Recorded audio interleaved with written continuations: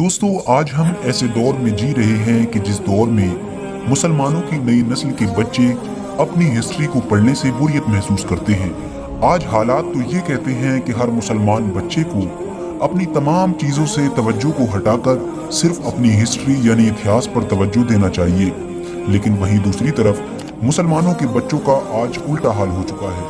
वो लोग अपनी हिस्ट्री को पढ़ने की बजाय पबजी, टिकटॉक जैसे फालतू के ऐप्स पर अपना टाइम बर्बाद कर रहे हैं। और यही वजह है कि हम तमाम लोग धीरे धीरे पहले के लोगों के मुकाबले में अपने मजहब यानी मजहब इस्लाम से दूर होते जा रहे हैं। दोस्तों, हम सब के लिए हिस्ट्री को पढ़ना इसलिए भी ज़रूरी हो जाता है क्योंकि जब हम सब लोग अपनी हिस्ट्री को पढ़ेंगे और उस हिस्ट्री में हम अपने बड़े बड़े हीरोज़ के बारे में पढ़ेंगे तो जाहिर है कि हम उनके नक्शे कदम पर चलकर ही अपना खुद का या फिर अपने मजहब का या फिर अपने मुल्क का नाम हिस्ट्री में लिखवा सकेंगे। क्योंकि एक बहुत ही मशहूर कहावत है कि अगर तुम चाहते हो कि इतिहास तुम्हें याद रखे तो तुम भी अपना इतिहास याद रखो। दोस्तों, आज की इस वीडियो में हम बात करेंगे एक ऐसे इस्लाम के महान योद्धा के बारे में कि जिसकी बहादुरी और पैतरेबाजी की तारीफ न सिर्फ मुसलमान बल्कि गैर मुस्लिम भी करते आए हैं। दोस्तों, इतिहास का ये महान योद्धा कितना ज्यादा ताकतवर और होशियार था, इस बात का अंदाजा सिर्फ इस बात से लगाया जा सकता है कि इस्लाम के पैगंबर यानी हजरत मोहम्मद सल्लल्लाहु अलैहि वसल्लम ने इस योद्धा को सैफुल्लाह का नाम दिया था। सैफुल्लाह का मतलब होता है अल्लाह की तलवार, यानी इनका नाम रखा गया था अल्लाह की तलवार। दोस्तों, इस महान और होशियार शख्स को आज पूरी दुनिया खालिद बिन वलीद के नाम से जानती है। दोस्तों, खालिद बिन वलीद का जन्म 592 ईस्वी में मक्का शहर में हुआ था। आपके वालिद यानी जिनका नाम वलीद था, उनकी गिनती मक्का के उन चंद लोगों में हुआ करती थी जो मक्का में सबसे ज्यादा अमीर और सबसे ज्यादा नामवर लोग थे। दोस्तों, जिस वक्त इस्लाम के पैगंबर यानी हजरत मोहम्मद सल्लल्लाहु अलैहि वसल्लम ने नबुव्वत का ऐलान किया और लोगों को इस्लाम की तरफ बुलाना शुरू किया, उस वक्त खालिद बिन वलीद उन लोगों में गिने जाते थे कि जो लोग इस्लाम के सबसे ज्यादा मुखालिफ थे। ये इस्लाम के सबसे ज्यादा कट्टर दुश्मन थे और ऐलान नबुव्वत की 19 साल बाद तक ये काफिर ही रहे। ये इस्लाम के इतने ज्यादा बड़े दुश्मन थे कि हमेशा इस्लाम को ही मिटाने के बारे में सोचा करते थे, हमेशा इस्लाम के खिलाफ साजिश करने वालों के साथ ही में बैठा करते थे। मगर दोस्तों, जग जाहिर है कि अल्लाह ताला की तो शान ही निराली है। कोई नहीं जानता कि अल्लाह ताला किसे हिदायत दे दे, और यही खालिद बिन वलीद के साथ हुआ। दोस्तों, जब भी मुसलमानों और काफिरों के दरमियान जंग हुआ करती थी तो ज्यादातर जंगों में काफिरों की तरफ से फौज के सिपहसालार हजरत खालिद बिन वलीद ही हुआ करते थे, क्योंकि ये फौज में सबसे ज्यादा महारत रखा करते थे। दोस्तों, यकीनी तौर पर आपने वो वाकया तो जरूर सुना या पढ़ा होगा कि जब जंग उहद के मौके पर हुजूर अकरम सल्लल्लाहु ताला अलैहि वसल्लम ने मुसलमानों की फौज में से कुछ सहाबा को एक पहाड़ी के रास्ते पर यह कहकर खड़ा कर दिया था कि चाहे मुसलमान फौज जीते या हारे, लेकिन तुम लोगों को इस पहाड़ी के रास्ते से नहीं हटना है। क्योंकि वजह यह थी कि वो पहाड़ी ऐसी जगह पर थी कि मक्का के काफिरों की फौज अगर चाहती तो उस पहाड़ी के रास्ते से पीछे से आकर मुस्लिम फौज पर चुपके से हमला कर सकती थी।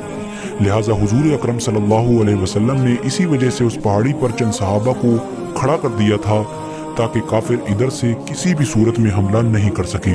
दोस्तों, बहुत खतरनाक जंग हुई। मुसलमानों ने गिनती में कम होने के बावजूद भी मक्का के काफिरों को धूल चटा दी, लेकिन यकीनन खुदा ताला को कुछ और ही मंजूर था। जिन चंद लोगों को इस्लाम के पैगंबर यानी हुजूर अकरम सल्लल्लाहु ताला अलैहि वसल्लम ने पहाड़ी के रास्ते पर खड़ा किया था, उन लोगों ने जब देखा कि मुसलमान जंग जीत गए हैं और काफिरों के माल को लूटने लगे हैं, तो उन लोगों में से ज्यादातर लोगों ने भी अपनी जगह छोड़ दी और मैदान में आकर खुशी मनाने लगे। इसका नतीजा ये हुआ कि खालिद बिन वलीद, जो उस वक्त काफिरों की फौज में शामिल थे और उस वक्त काफिर हुआ करते थे और जंग में भी बहुत ज्यादा महारत रखा करते थे, उन्होंने अपने चंद लोगों के साथ में पीछे से मुड़कर उस पहाड़ी वाले रास्ते से मुसलमानों पर दोबारा हमला किया।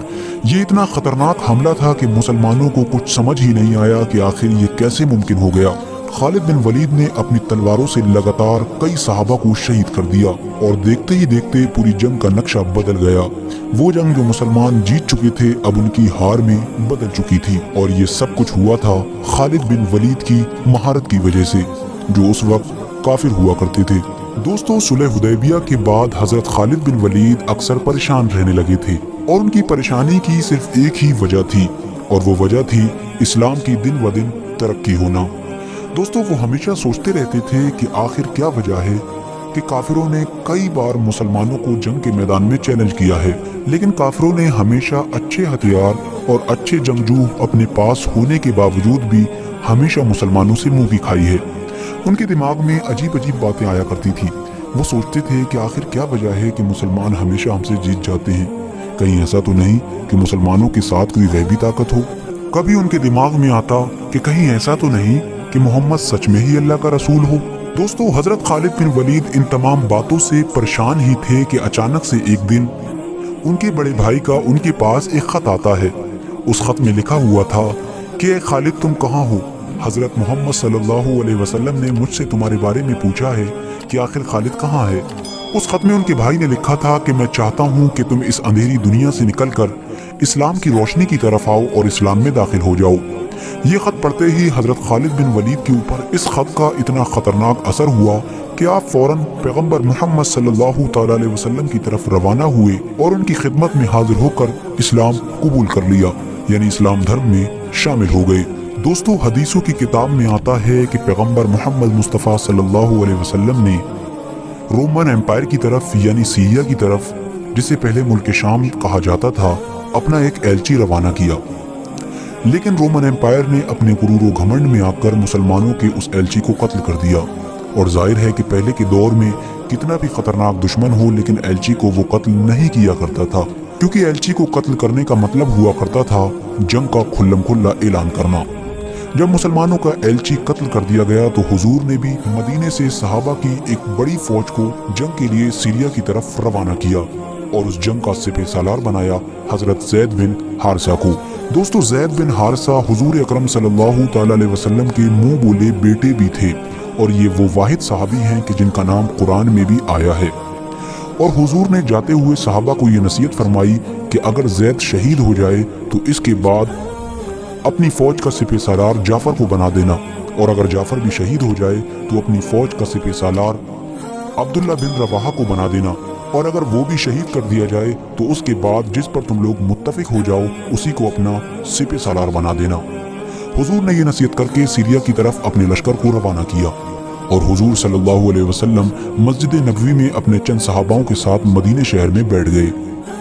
ایک طرف سیریا میں جنگ ہو رہی تھی اور دوسری طرف حضور مدینے میں پوری جنگ کا نقشہ اپنے صحابہ کو بیٹھ کر بتا رہے تھے۔ بڑی ہی خطرناک جنگ ہوئی اور حضور رو رہے تھے اور اپنے صحابہ سے کہہ رہے تھے کہ جنگ میں اب زید کو شہید کر دیا گیا ہے، اسلامی فوج کا جھنڈا اب جعفر بن طیار کے ہاتھ میں آ گیا ہے۔ تھوڑی دیر بعد حضور رو رہے تھے اور کہہ رہے تھے کہ جعفر کو بھی شہید کر دیا گیا ہے اور اب جنگ کا جھنڈا عبداللہ بن رواحہ کے پاس آ پہنچا ہے۔ اس کے بعد حضور نے فرمایا عبداللہ بن رواحہ کو بھی شہید کر دیا گیا ہے، اور تمام لوگوں کے متفق ہونے کے بعد حضرت خالد بن ولید کے ہاتھ میں اسلام کی فوج کا جھنڈا دے دیا گیا ہے۔ دوستو یہ پہلا موقع تھا کہ جب حضرت خالد بن ولید کے ہاتھ میں اسلامی فوج کی سپہ سالاری تھی، کیونکہ اس سے پہلے تو وہ کافر ہوا کرتے تھے۔ لہٰذا جب اسلام کا جھنڈا حضرت خالد بن ولید کے ہاتھ میں آیا اور اس چیز کو رومن امپائر کی فوج نے دیکھا تو ان کی آدھی ہمت تو حضرت خالد بن ولید کو دیکھ کر ہی ٹوٹ گئی تھی۔ اس کی وجہ یہ تھی کہ دور دور کے لوگ اس بات کو جانا کرتے تھے کہ مکہ کے مشرکین میں ایک خالد نام کا ایسا جنگجو موجود ہے جو اپنے سامنے کسی کو نہیں ٹکنے دیتا ہے۔ ظاہر ہے اب یہ اسلام میں داخل ہو چکے تھے اور اب یہ اسلامی فوج میں تھے، لیکن اپنی پرانی جنگی مہارتوں کو کبھی نہیں بھولے تھے۔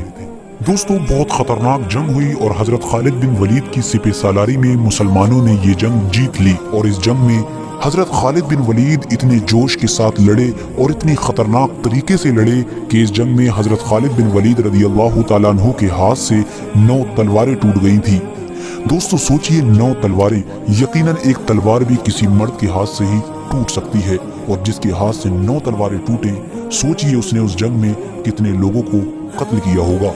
دوستو جیسا کہ میں نے آپ کو پہلے بھی بتایا کہ پیارے نبی یعنی حضور اکرم صلی اللہ تعالی علیہ وسلم سیریا میں ہو رہی جنگ کا حال مدینے میں بیٹھ کر اپنے صحابہ کو بتا رہے تھے اور رو رہے تھے، تو جب حضرت خالد بن ولید نے اپنی بہادری کے بلبوتے پر اس جنگ کو فتح کر لیا تو حضور نے خوش ہو کر تمام صحابہ کے سامنے حضرت خالد بن ولید کو ایک نیا نام دیا، اور وہ نام تھا سیف اللہ، اور حضور نے فرمایا کہ اب مسلمانوں کی فوج کی سپہ سالاری سیف اللہ کے ہاتھ میں ہے۔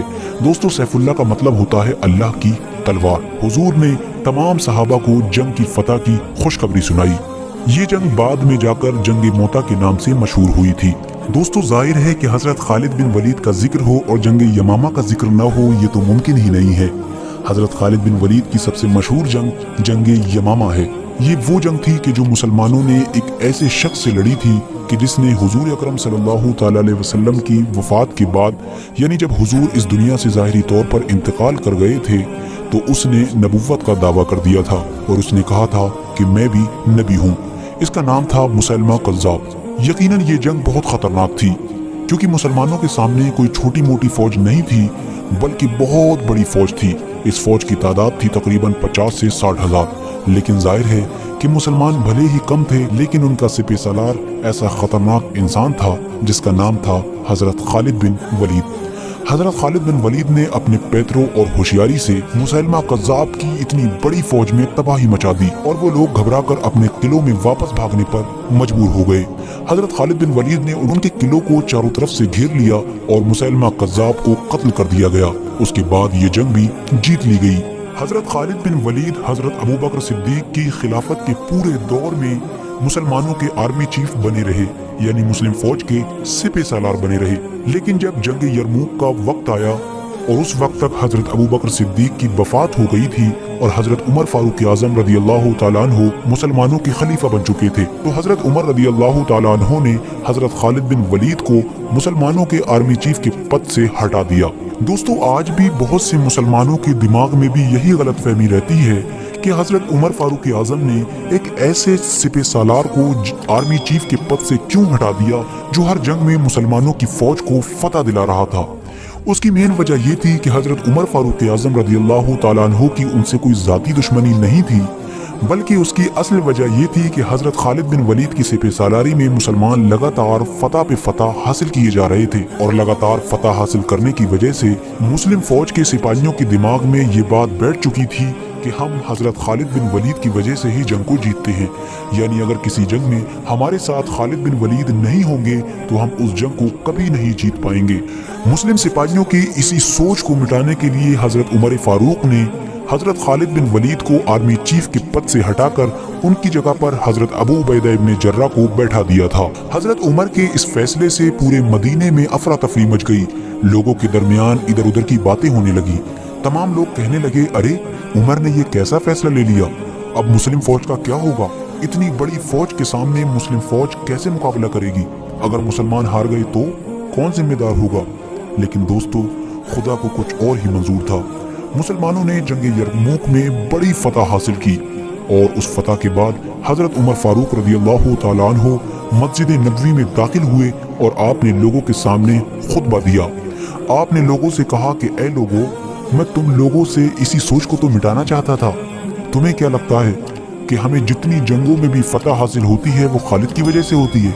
नहीं, बल्कि हमको फतह खालिद के रब की वजह से मिलती है। कल को खालिद नहीं रहेगा तो तुम क्या समझते हो कि इस्लाम खत्म हो जाएगा? नहीं, इस्लाम को तो हमेशा रहना है, क्योंकि इस्लाम हमेशा से था और हमेशा ही के लिए रहेगा।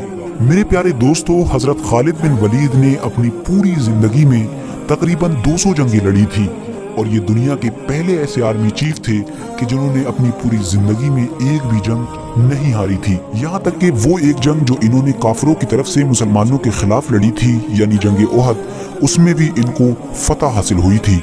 इस्लाम में दाखिल होने के बाद ये तकरीबन 7 से 8 साल लगातार काफिरों से जंग लड़ते रहे थे। अपनी जिंदगी के आखिरी वक्त में ये बीमारी की वजह से बिस्तर पर आ गए थे। उसके बाद तमाम सहाबा इनकी चारपाई के इर्द गिर्द खड़े हुए थे। हजरत खालिद बिन वलीद उस बिस्तर पर लेटकर ज़ारू कतार रो रहे थे। सहाबा ने पूछा, ए खालिद बिन वलीद, तुम क्यों रो रहे हो? हजरत खालिद बिन वलीद फरमाते हैं कि मेरे जिस्म पर कोई भी ऐसा हिस्सा नहीं है जहाँ पर किसी तलवार या नेज़े का निशान ना हो। मैंने अपनी जिंदगी में सैकड़ों जंगें लड़ी हैं, लेकिन उसके बावजूद भी आज मैं बिस्तर पर एक बूढ़े ऊंट की तरह मर रहा हूँ। मेरी भी ख्वाहिश थी कि मैं किसी जंग में कत्ल होकर एक शहीद का दर्जा हासिल करूँ, लेकिन ऐसा नहीं हो सका। वहाँ पर मौजूद सहाबा ने हजरत खालिद बिन वलीद रदी अल्लाह तआला अन्हु से कहा कि ए खालिद बिन वलीद रदी अल्लाह तआला अन्हु, ऐसा कैसे हो सकता था, क्योंकि अल्लाह के नबी ने आपको सैफुल्लाह यानी अल्लाह की तलवार का लक़ब दिया है। अगर आप किसी जंग में शहीद होते तो काफिर कहते कि देखो अल्लाह की तलवार टूट गई। तो यकीनन जब आप अल्लाह की तलवार हैं तो ऐसा नहीं हो सकता था कि आपको कोई भी कत्ल कर सके। दोस्तों, अपनी आज की इस वीडियो का हम यहीं पर इख्तिताम करते हैं। वीडियो पसंद आने की सूरत में वीडियो को लाइक करके अपने दोस्तों अहबाब के साथ जरूर शेयर करें और इसी तरह की हिस्टोरिकल और तारीखी वीडियोस देखने के लिए हमारे चैनल को भी सब्सक्राइब कर लें। अस्सलामु अलैकुम वरहमतुल्लाहि वबरकातुहू।